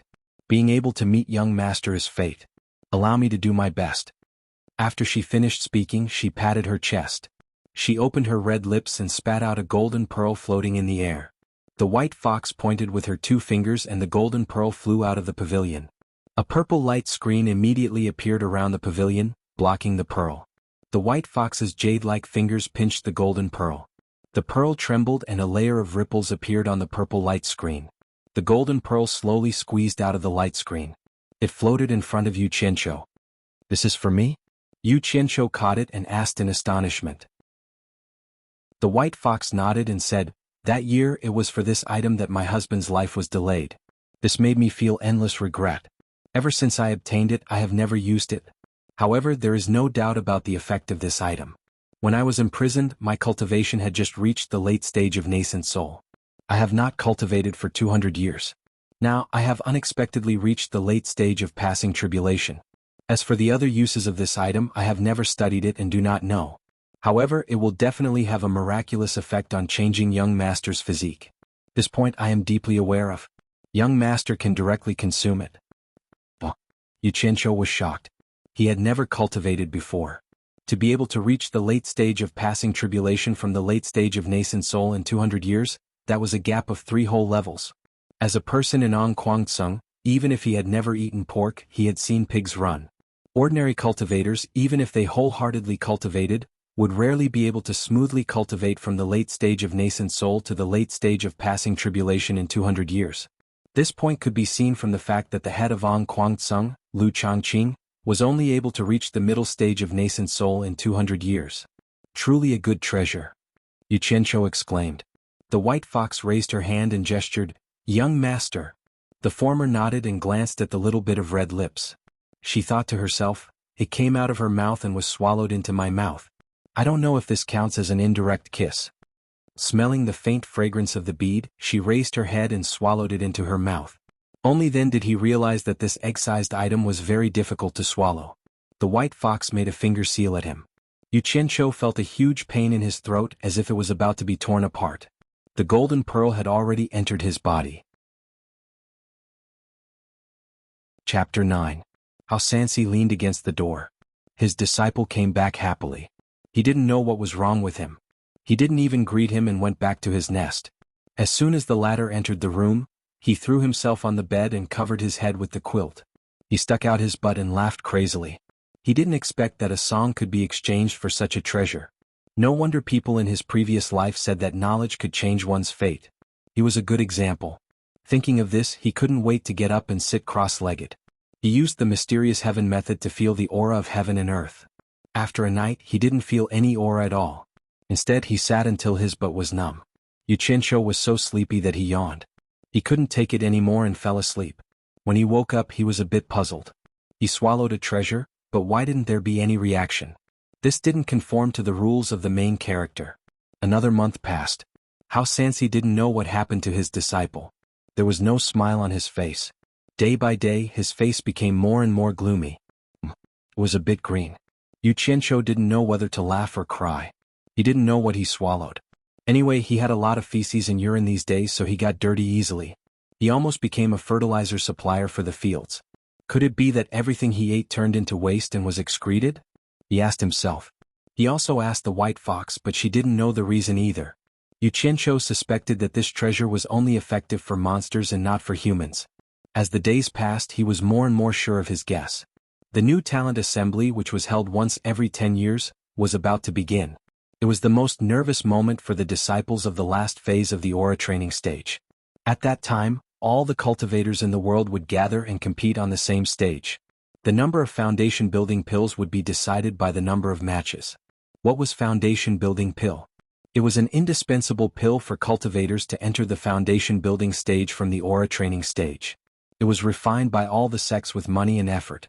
The refined foundation building pills couldn't meet the needs of all the disciples. There was a big gap. A part of it would be divided equally, and the other part would be left to be seen. The new talent assembly was created. All the sects would send their strongest disciples of the last phase of the aura training stage to participate in the competition. The more matches they won, the more foundation building pills they would get. As for how the various sects would distribute the pills after obtaining them, that was their own business. For example, in Guangzhou, every participating disciple was guaranteed a foundation building pill. She seemed to have thought of something and looked around. She didn't know that behind the forest not far away, Xianxia was looking at her with his mouth wide open. He also didn't know why, with Chu Pinger's cultivation, even the useless Xianxia didn't notice her. That face couldn't be any more familiar. It was the fairy sister that Xianxia had been dreaming of, but he didn't expect her to be Ang Kuangsang's disciple. A certain someone kept shouting in his heart, "Fate, fate, if this isn't fate, then what is? It's really King Fate. What does fairy sister want to do?" Chu Pinger walked to the side of the pool, took down the long sword on her back and placed it by her feet. She then gently untied her snow-white gown, revealing her curvaceous figure. After putting down her gown, her slender hands started to untie the buttons on her collar, one by one. I'm rich. Xianxia was dumbstruck. His mouth opened even wider and he shouted in his heart, "Strip, strip, continue stripping." As he wished, Chu Pinger, who was by the side of the pool, revealed her creamy skin and 4 limbs. Her slender legs were slender and elegant, and her white lotus-like arms were behind her back. Her slender jade-like fingers pulled on a red rope. Cake seller. The legendary red doodoo. Heavens, you're not messing with me, are you? Xianxia didn't dare to believe that the fairy sister that he had been dreaming of for the first time was actually putting on a strip show for him. He put his finger into his mouth and bit down hard. So painful. This wasn't a dream. I can't waste a heavenly treasure. I'll continue admiring.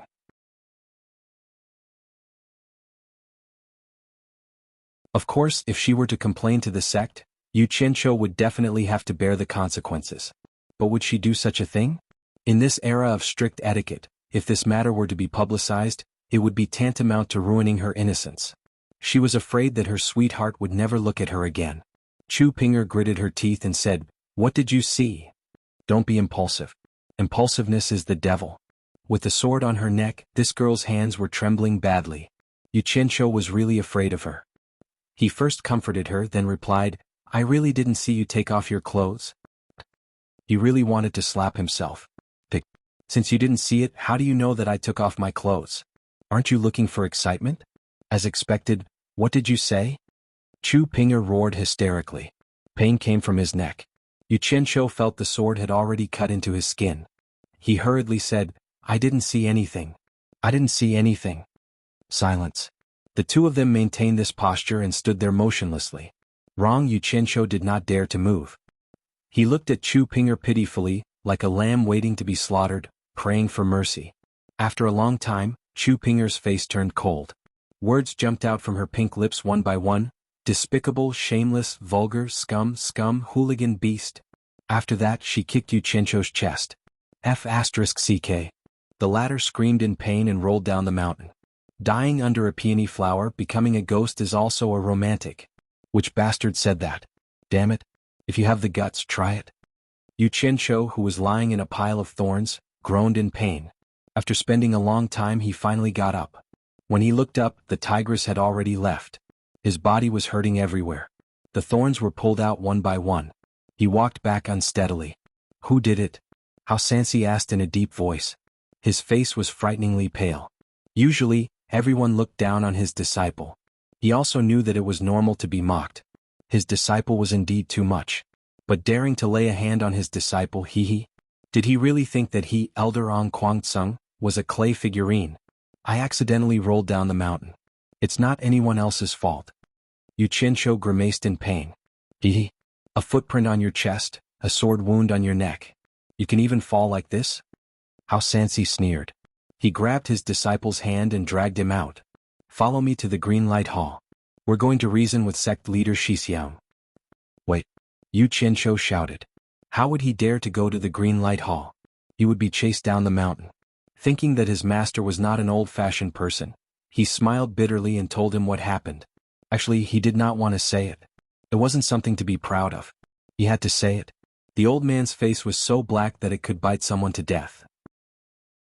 Of course, he emphasized that he did not intentionally see a beauty undressing. Xianxia, who was grabbing his disciple's hand, was stunned. His facial muscles twitched and he suddenly lost his anger. After a long time he said, "You deserve it." "Master, let's not talk about whether I deserve it or not. Help me remove the thorns on my back first." After a night, Yu Qianzhou suddenly found that his body that was riddled with holes had recovered. There was not even a scar. His swollen face had recovered to its original state. He could not help but praise Guangcang for being a blessed land. Not only was it rich in spiritual energy, but it also healed so quickly. He did not come all the way here in vain. Feeling refreshed, he walked around the courtyard a few times, stretching his muscles and bones. But the way his master looked at him seemed a little strange. As the saying goes, once a scar is healed, forget the pain. It was referring to people like Yu Qianzhou. These few days he always felt that the scenery of the forbidden pool was not bad. When he had nothing to do, he would go there and take a walk. He comforted himself that he was going to see the white fox.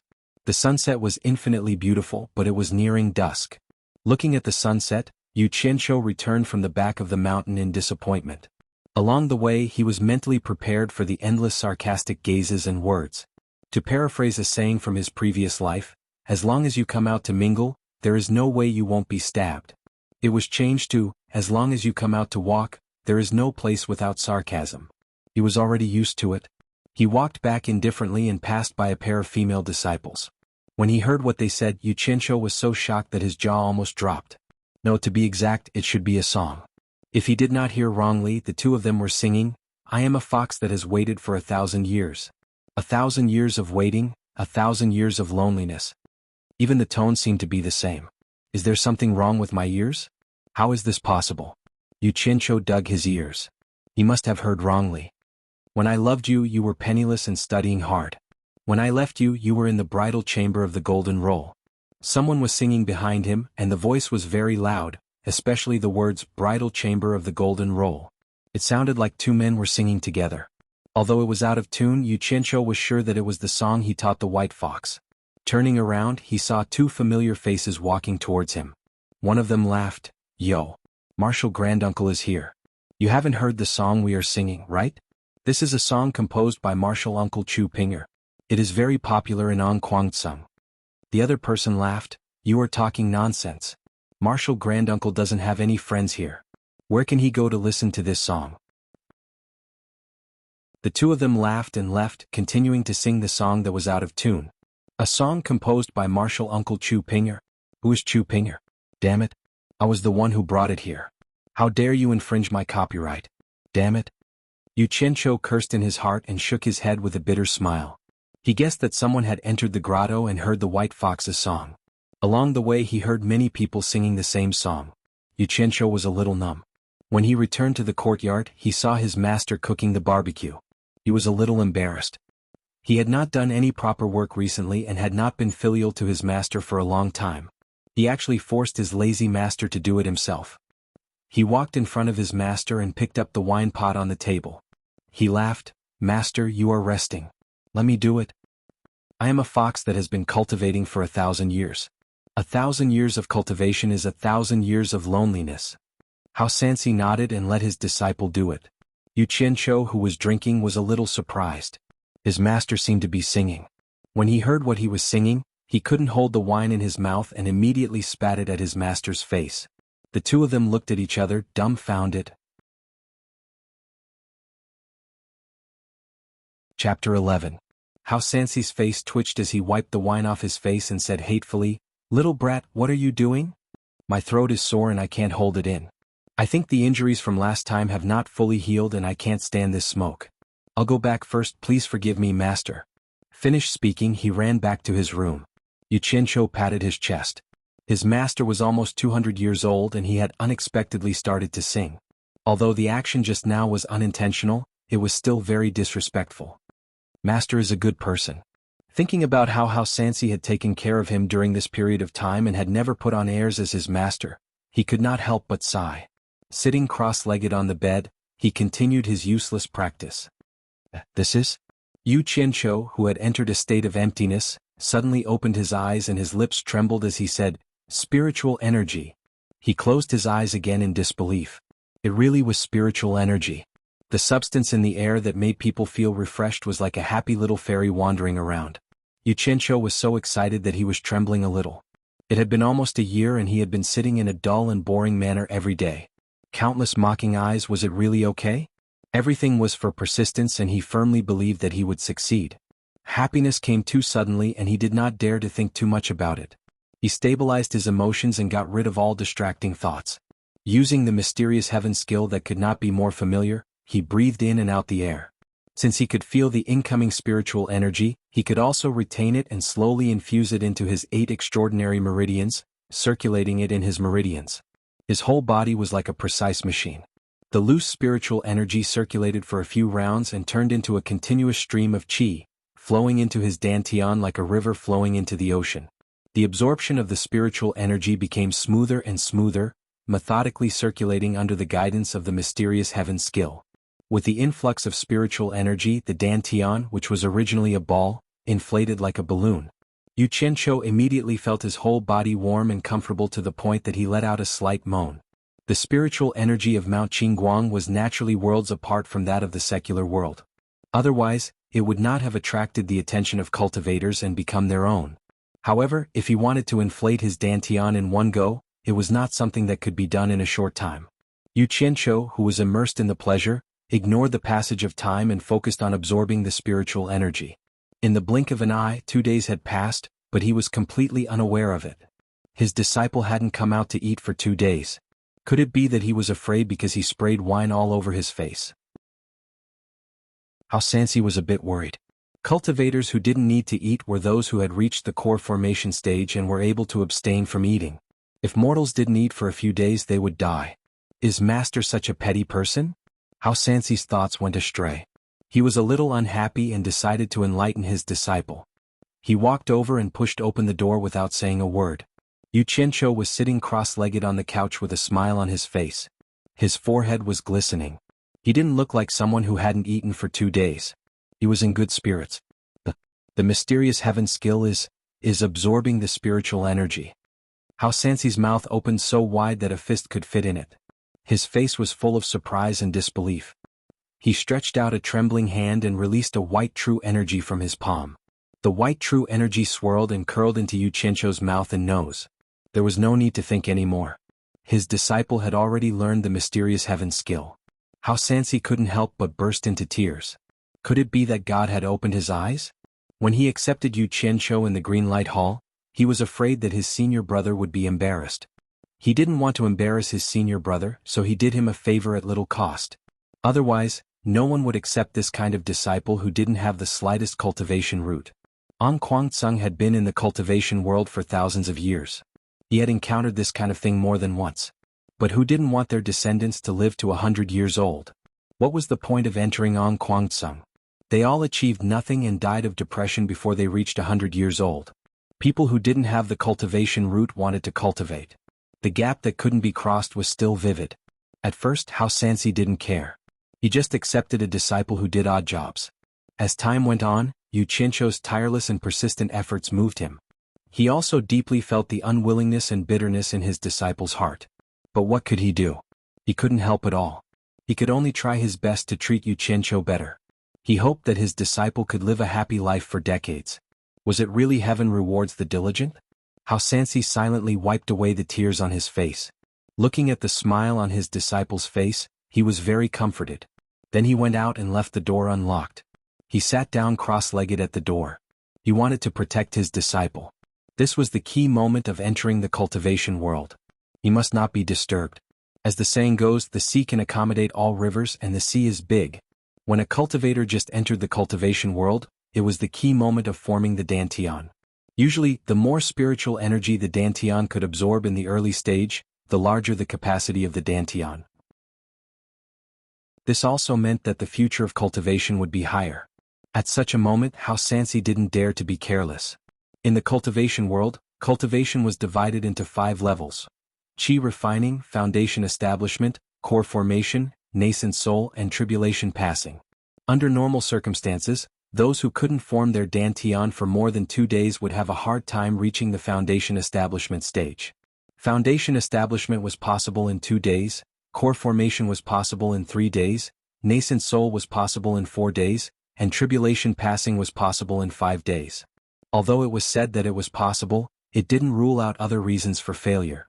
However, this kind of calculation was basically true in the cultivation world. When Xianxia entered the cultivation world, he had formed his dantian for more than 4 days. Now he had reached the early stage of nascent soul.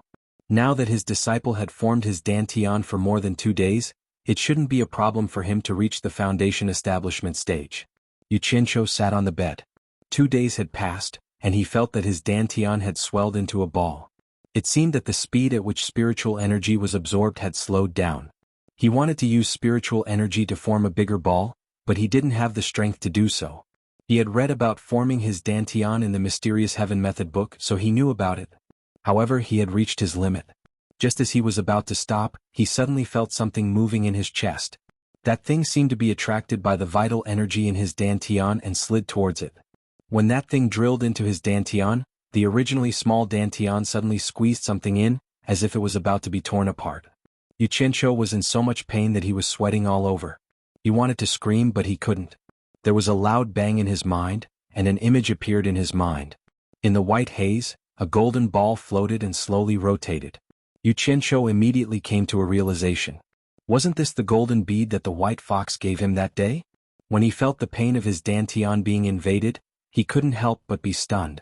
Was the image in his mind the scene in his dantian?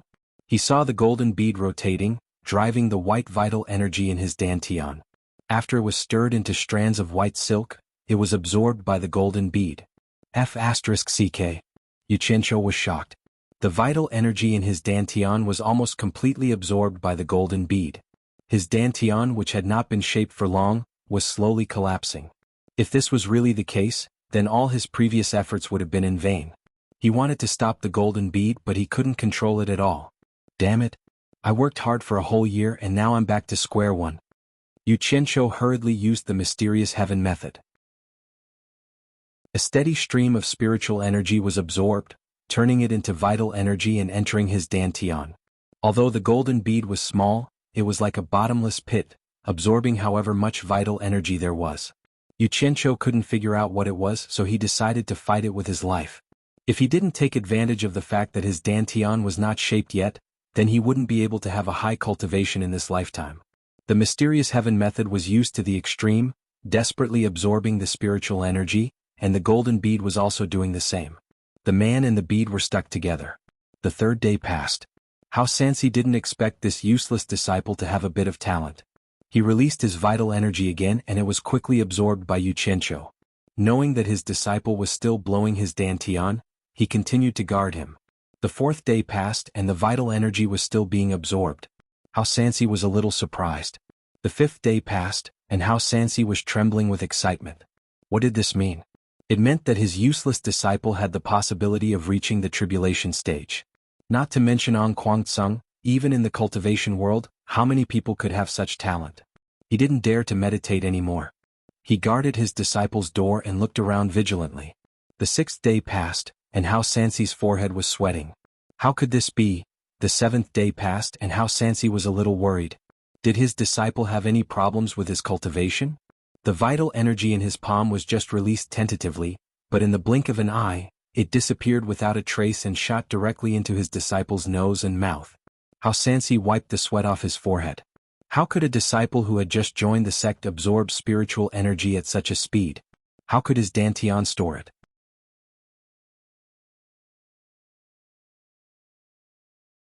Halfway through, he had to adjust his breathing to slow down.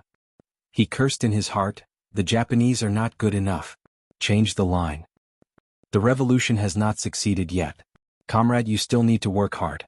For the great cause of cultivation, comrades, let's charge."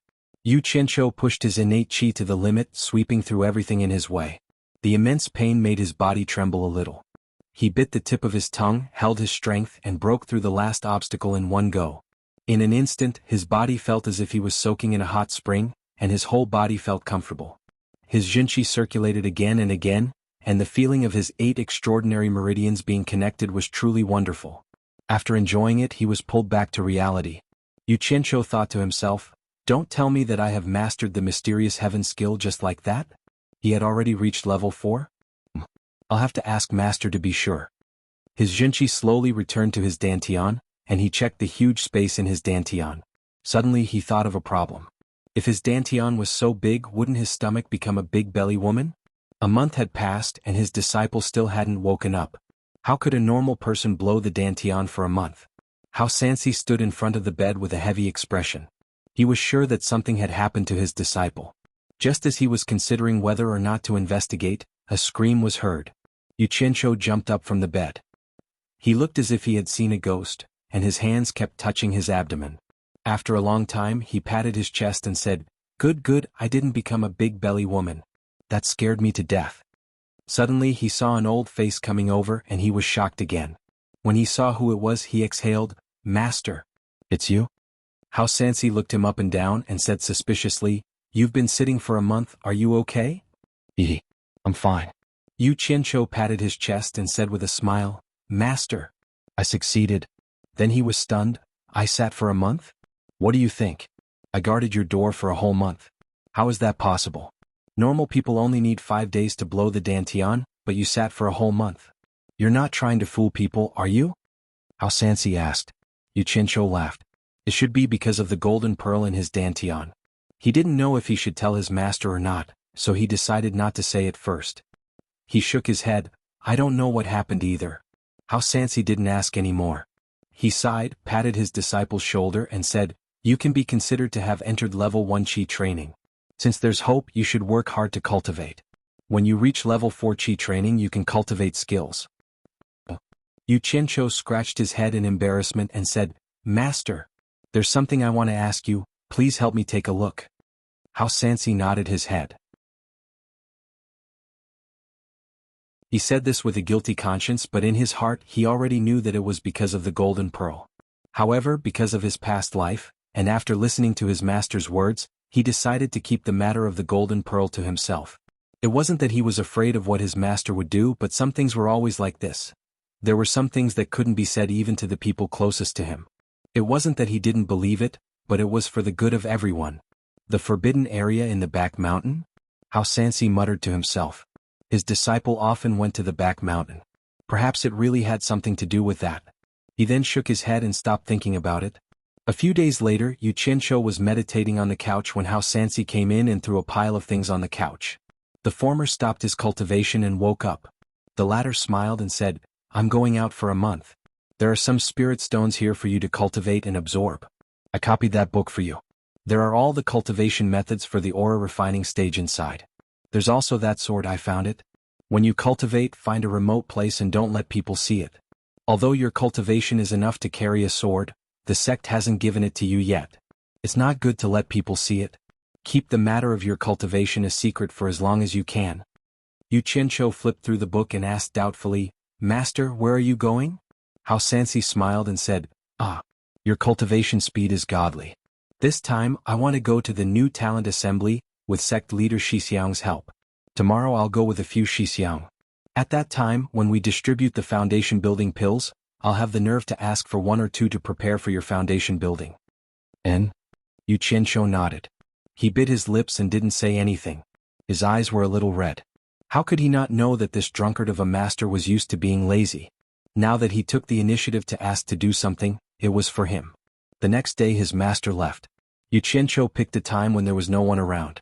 He carried a bag of things and stood at the entrance of the forbidden area. He took a deep breath and walked in. You're tuning in to the Sword Dance in the Vast Sky YouTube channel. Don't forget to subscribe and join us on this journey to catch the most captivating stories.